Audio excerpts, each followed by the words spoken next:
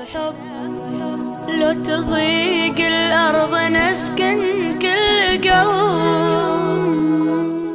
Tapi di situ kita kembali, hatinya orang munafik penampilannya fisik menawan, omongannya pinter, orangnya kemudian di atas rata-rata, bukan orang yang miskin-miskin, tetapi hati mereka terbalik. Itulah yang menjadi sebab kenapa bicara sama orang munafik atau orang yang sudah terjangkiti kenafikannya susah untuk mendapatkan hidayah, karena Nabi sudah memberikan nas, hatinya mereka terbalik.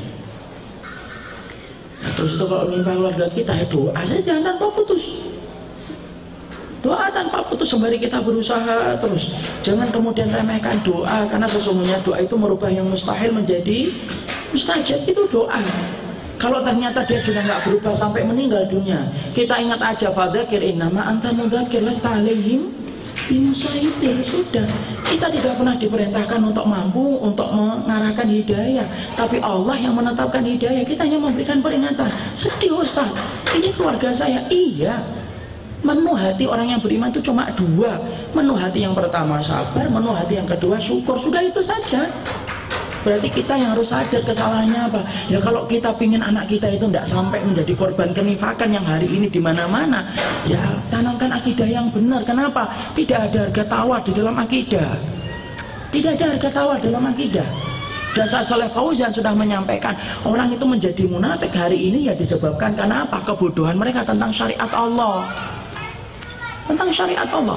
Padahal Rasulullah sudah mengatakan dalam satu riwayat yang sahih, tidak akan tegak hari kiamat sampai kamu mendapati, tidak akan tegak hari kiamat sampai kamu mendapati bahwasanya orang munafik itu, orang mukmin nanti bersembunyi di ketiaknya orang munafik. Saking banyaknya orang munafik itu. Coba kalau sampai ada anak kita, Pak, terjangkiti dengan kenifakannya, dia menentang ayat ini, dia menentang ayat ini, dia menentang ayat ini. Yang jadi korban siapa? Bapak ibunya. Nanti ketika mati anaknya masih kayak gitu, apakah doanya dikabulkan oleh Allah? Ya enggak. Apakah semua anak itu doanya bermanfaat bagi orang tua? Enggak jawabannya. Kenapa? Mana dalilnya kalau semua anak itu tidak semuanya bermanfaat doanya, Ustaz? Rasulullah kan berkata di dalam hadis riwayat Muslim, "Idza mata ibnu Adam in qata amaluhu illa min salasin."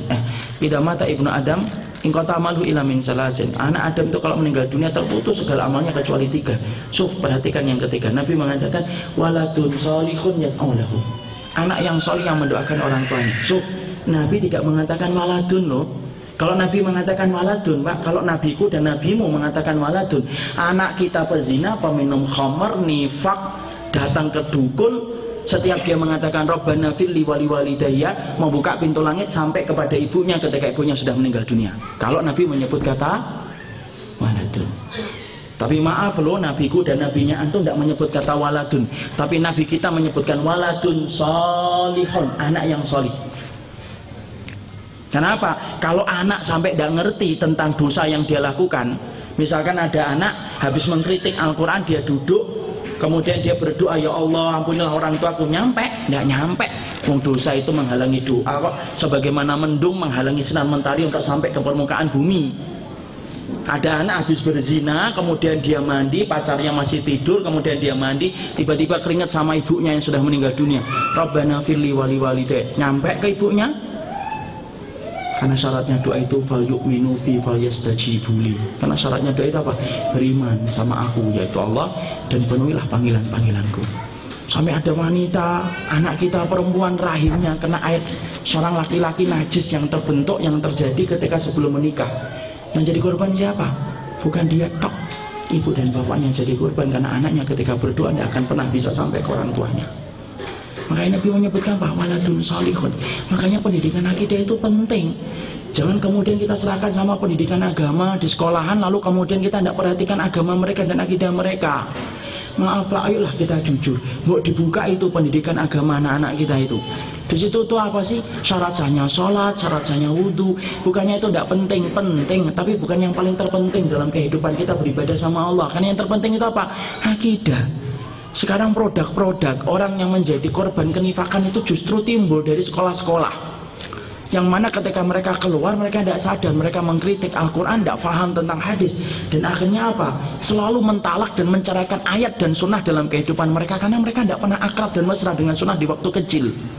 Loh, jangan salahkan anak kita loh. Kalau ketika dia dewasa dia mencarakan sunnah dalam kehidupan, kita tidak pernah menjadikan dia mesra dengan sunnah ketika dia kecil kok.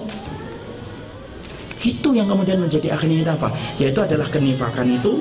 Kemudian perkaranya hatinya sudah terbalik. Dan hati kalau sudah terbalik, Masya Allah, maka inilah yang kemudian kita khawatirkan.